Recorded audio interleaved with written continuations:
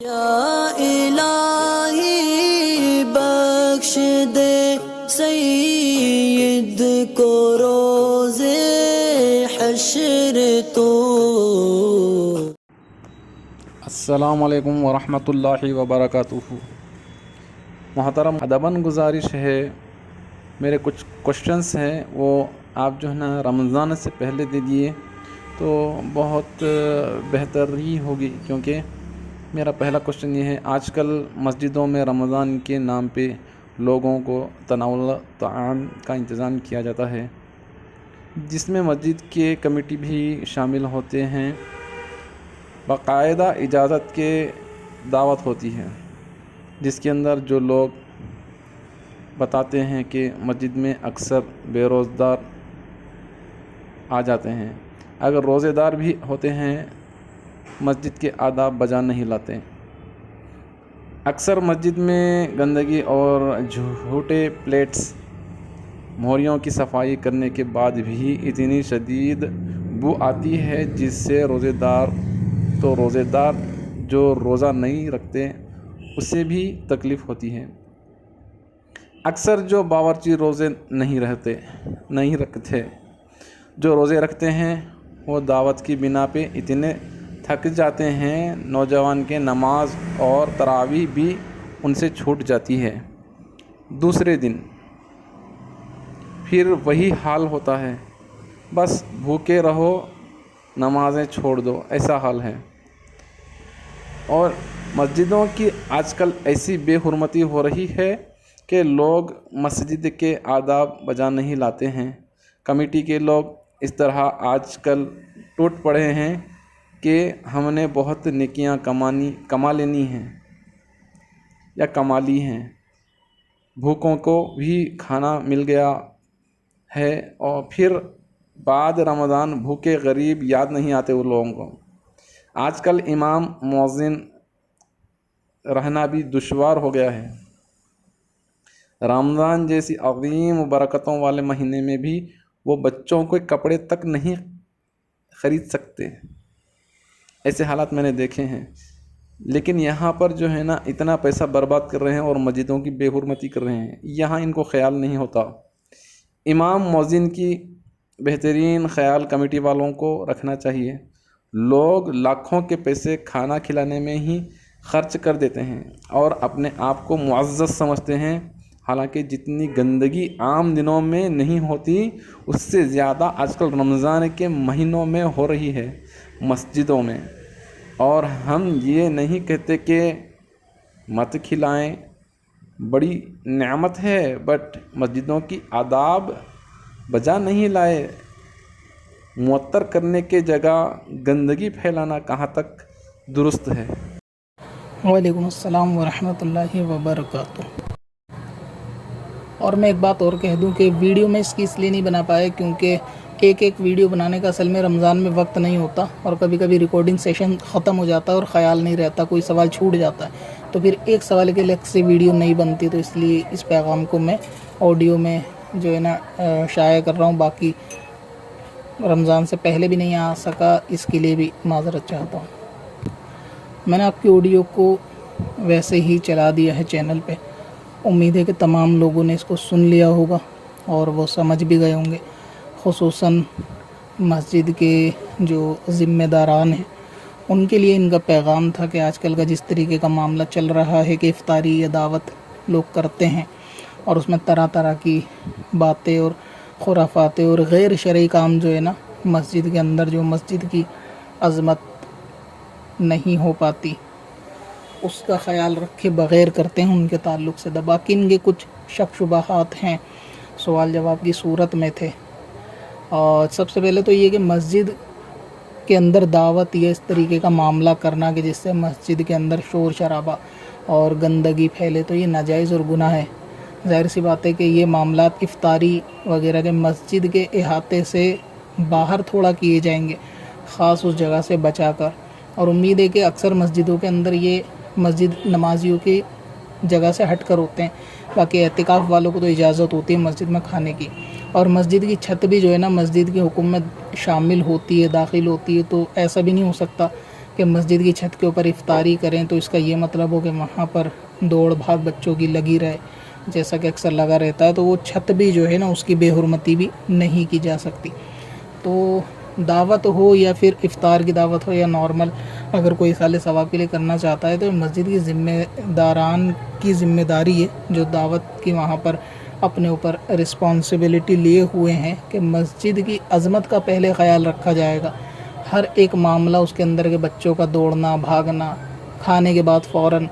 صفائی، بدبو وغیرہ سے اس کو نجات دلانا مسجد کو، یہ سب سے پہلے کام انہیں ذمہ داروں کا ہوتا ہے۔ تو یہ بات حقیقت ہے کہ ایسے معاملات کے اندر کہ جب افطاری کی دعوت ہوتی ہے تو اس میں کہیں نہ کہیں بے حرمتی ہو ہی جاتی ہے، سب جگہ نہیں ہوتی ہوگی لیکن اکثر ایسے میں ہو جاتی ہے، جو کہ لوگوں کے علم کی کمی کی وجہ سے اور اس طرف دھیان نہ دینے کی وجہ سے ہوتا ہے۔ اور مسجد کے اندر کھانا یا افطاری بھی اسی طریقے سے چھوڑ دی جاتی ہے، مطلب لوگ کھاتے ہیں اور مغرب پڑھنے کے لیے فٹافٹ چلے جاتے ہیں، تو اس کے اندر کیڑے مکوڑے اور جب تک مہک آنا شروع ہو جاتی ہے تو اس طریقے کا معاملہ بھی ہوتا ہے۔ دوسری بات یہ ہے کہ جو لوگ دعوت وغیرہ کرتے ہیں یعنی کمیٹی، اور دعوت کے بعد نماز نہ پڑھنا، تراویح نہ پڑھنا کے معاملات ہوتے ہیں، تو اصل میں کوئی اگر نماز تراویح نہیں پڑھتا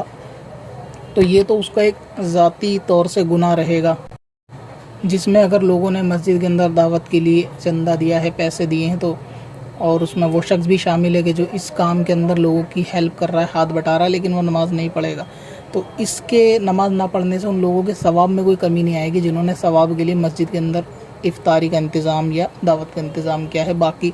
ایسے لوگوں کو ان چیزوں کے اندر انوالو کرنے سے بچنا چاہیے کہ ظاہر سی بات ہے جو ظاہر طور سے فاسق لوگ ہیں کہ ان کو ذمہ دار نہ بنایا جائے، کیونکہ جو فاسق قسم کے لوگ ہوں گے وہ مسجد کی عظمت کا اس طرح دھیان نہیں رکھ پائیں گے جس طرح رکھنے کا حق ہے، پہلی چیز۔ دوسری چیز یہ تراویح وغیرہ بھی نہیں پڑھتے یا صفائی ستھرائی میں لگے رہتے ہیں اور نماز وغیرہ بھی نہیں پڑھتے، تو ظاہر ہے یہ بھی گناہ کا کام ہے۔ اگر ان میں سے کوئی ایسا ہے کہ جس نے دعوت کری ہے افطار کی اور وہ یہ سمجھ رہا ہے کہ یہ افطار کی دعوت کرا لینا میرے لیے کافی ہے، پھر چاہے وہ نماز نہ پڑھے، تو یہ بھی ایک علم کی کمی اور جہالت کی بنیاد پر ہے کہ لوگ یہ سمجھ رہے ہیں کہ ہم نفل کام کر کے فرض کو ترک کر دیں گے تو ہمارے لیے آسانی ہوگی، جبکہ ایسا نہیں ہے۔ تو یہ دعوت یا افطار کرانا اور اپنی نمازوں کو چھوڑ دینا اور افطار کرا کے ثواب سمجھ لینا، یہ علم کی کمی کی بنا پر ہی ہے کہ لوگوں کے اندر علم نہیں ہوتا، تو پھر جہالت میں وہ ہر قسم کے ناجائز کام اور جو ہے نا گناہ کے کام کو بھی کبھی کبھی ثواب سمجھنے لگتے ہیں۔ دوسری بات آپ نے کہی کہ رمضان کے بعد غریبوں کو لوگ بھول جاتے ہیں، تو اصل میں ہوتا یہ ہے کہ رمضان میں کیونکہ ہر نیکی کا ثواب جو ہے نا وہ بڑھ کے ملتا ہے، ٹھیک ہے، تو ہر بندہ یہ چاہتا ہے کہ رمضان میں وہ زیادہ سے زیادہ صدقہ و خیرات کرے تاکہ اس کا 1 کا 70، 1 کا 700 اس طریقے سے بڑھ کر زیادہ سے زیادہ ملے، اس لیے وہ زیادہ رمضان کے جمعے میں خیرات کرتے ہیں، لوگ رمضان میں خیرات کرتے ہیں، اس کی وجہ اصل میں یہ ہوتی ہے۔ باقی لوگوں کو بھول جانا نہیں ہوتا، بلکہ یہ کہ لوگوں اب اتنے تو غریب ہر طرف ہیں، آپ دیکھیں گے کہ کس کے لیے آپ کیا کیا کر سکتے ہیں۔ اگر آپ تھوڑا بہت کسی کے لیے کریں گے پھر بھی کچھ نہ کچھ لوگ رہ جائیں گے، اپنے علاقے میں کریں گے تو بھی کوئی نہ کوئی رہ جائے گا، پڑوس میں کریں گے تو کوئی اور پڑوسی رہ جائیں گے،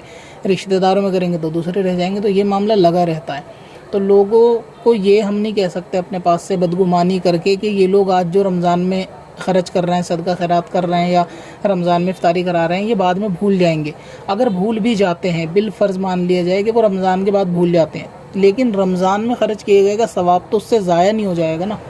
تو اس لیے یہ خیال کرنا، یہ بدگمانی لوگوں پہ کرنا، یہ صرف رمضانوں میں افطار کی دعوت کرتے ہیں بعد میں بھول جائیں گے۔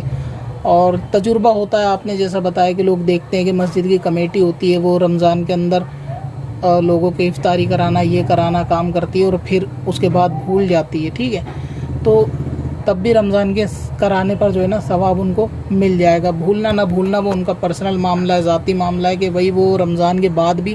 غریبوں کی مدد کرتے ہیں یا کون کون کرتا ہے، ٹھیک ہے۔ باقی غربا کی مدد یا ایصال ثواب یا صدقہ اور خیرات تو ظاہر سی بات ہے بندے کو تا حیات ہی کرنا چاہیے. یہ کوئی 4 یا 6 دن کی بات نہیں ہوتی کہ رمضان میں آپ نے افطاری کرا دی اور پورے سال پھر آپ کبھی مسجد میں پیسہ نہیں دیتے وغیرہ وغیرہ. تو یہ تو کرتے ہی رہنا چاہیے. لیکن رمضان میں لوگوں کا جو تھوڑا سا رجحان ہوتا ہے نا وہ زیادہ نیکیوں کی وجہ سے ہوتا ہے, کیونکہ اس میں نفل کا ثواب فرض کی برابر اور فرض کا ثواب زیادہ بڑھ کے ملتا ہے. تو لوگ سوچتے ہیں اس میں جتنا صدقہ خیرات ہو جائے گا نا تو وہ زیادہ بہتر رہے گا عام مہینوں کے, کہ اس میں فضیلت زیادہ ہے, نیکیاں زیادہ مل جائیں گی. اور یہ کرنا بھی چاہیے اور اچھی بات ہے, اس میں کوئی غلط نظریہ یا غلط نیت والی بات نہیں ہے, اس میں کوئی دقت نہیں.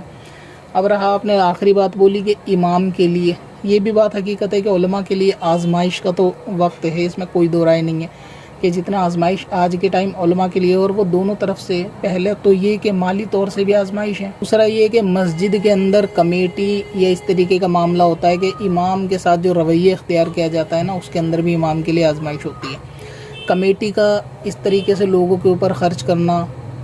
یا افطار کرانا, دعوتیں کرانا, لاکھوں روپے اس میں خرچ کرنا, اور امام کے لیے آزمائش پیدا کر دینا کہ عید میں اس کے بچوں کے لیے کپڑے نہ ہوں, اس پہ اچھا کھانے کے لیے نہ ہو, یا عید کے لیے اس کے معاملات ایسے نہ. ظاہر سی بات ہے کہ امام ہے وہ لوگوں کے سامنے اس طریقے سے عام لوگوں کی طرح تو نہیں کہہ سکتا, لیکن فیملی ہوتی ہے سب کی, تو اس کے اندر ان باتوں کا کمیٹی کو سب سے پہلے خیال رکھنا چاہیے. ممکن ہے کہ یہ آپ نے اپنے علاقے میں دیکھ کر کرا ہوگا, ویسے حسن زن یہ ہے کہ کمیٹیاں خیال رکھتی ہیں. اب ایسا نہیں ہے کہ آپ کی بات پر یہ کہہ دیا جائے کہ بھئی ساری کمیٹیاں ایسی ہیں, سب ایسی نہیں ہوتی, لیکن ہاں ہوتی ہوں گی. جب یہ آپ نے چیز بولی, دنیا بہت بڑی ہے, ہر طریقے کا آدمی یہاں موجود ہے زمین پر, تو اس لیے ہو سکتا ہے کہ آزمائش علماء کے لیے رہتی ہو کہ لوگ امام کو دینا ثواب نہیں سمجھتے ہوں گے, اور لاکھوں کی دعوت کرنا یا دکھاوے کے لیے دعوت کرنا کہ پورے علاقے میں گلیوں میں دسترخوان لگوا دیے کہ آج دعوت ہے, اور ہر مسافر کو چلتے پھرتے لوگ آؤ بھائی روزہ کھولو, تو وہ بھی ایک اچھا ہے, ثواب کا کام ہے. لیکن ظاہر ہے کہ اس میں علماء کو نہیں بھولنا چاہیے. یہ آپ کی بات بالکل درست ہے. تو امید ہے کہ لوگوں نے آڈیو سن لی ہوگی, ان کی سمجھ آئی ہوگی کہ خاص طور سے اس معاملے میں مسجد کے اندر افطاری کا خیال رکھیں, اور عید میں یا رمضان میں علماء کی خدمت زیادہ سے زیادہ کریں. کہ عید یا تہوار ہے تو ان کے گھر کی ضرورت بھی ہے, جس طرح انہوں نے بتایا کہ ان کو نظر انداز کر دیا جاتا ہے, تو یہ بات ٹھیک نہیں ہے. ٹھیک ہے, تو ان کی زیادہ سے زیادہ لوگوں کو خدمت کرنی چاہیے. تو بہتر یہ ہے کہ جس طرح افطار کا جب آپ پروگرام کریں نا, کوئی بھی آپ صدقہ خیرات کریں, اس میں ایک حصہ علماء کے لیے بھی ضرور رکھیں, اور وہ حصہ جو ہے نا رقم کے طور پہ ہونا چاہیے. اب چاہیں تو ہاں رمضان میں ایسا بھی ہو سکتا ہے کہ بھئی اگر قریب ہیں کسی عالم صاحب کا گھر, آپ وہاں پہ افطاری وغیرہ دے سکتے ہیں, یعنی پھل فروٹ پہنچا سکتے ہیں, تو وہ ایک الگ چیز ہے. لیکن اگر آپ نے ارادہ بنایا ہے مثال کے طور پہ کہ بھئی آج ہمیں اس فرائیڈے کو نا یا الوداع میں افطاری کرانی ہے, اور 2-4 لوگ آپ جمع ہو, یا آپ کے پاس کوئی چھوٹی موٹی کمیٹی ہے, کوئی تنظیم ہے, اور وہ کرانا چاہتی ہے کہ بھئی ہم اس علاقے میں افطاری کرانا چاہتے ہیں, تو اس میں یہ بھی گنجائش کریں کہ بھئی کتنے کا ٹوٹل خرچہ, مان لیجیے 20,000 کا خرچہ آ رہا ہے افطاری کرانے میں, تو آپ اس میں سے 2-4 ہزار روپے کی رقم کو نا امام مسجد کی امام کو بھی, اگر 4 اماموں کو 500 روپے بھی دے دیں گے, تو وہ بھی ان کی دل خوش ہو جائے گا ان کا, اور یہ ان کے لیے بہت بہتر ہو جائے گا. آپ دعوت بھی کرائیں اور اس طرح علماء کا بھی خیال رکھیں. غالباً ان کے کہنے کا مطلب یہ ہے, اور یہ بات کہیں نہ کہیں حد تک بالکل ٹھیک بھی ہے کہ ایسا ہونا بھی چاہیے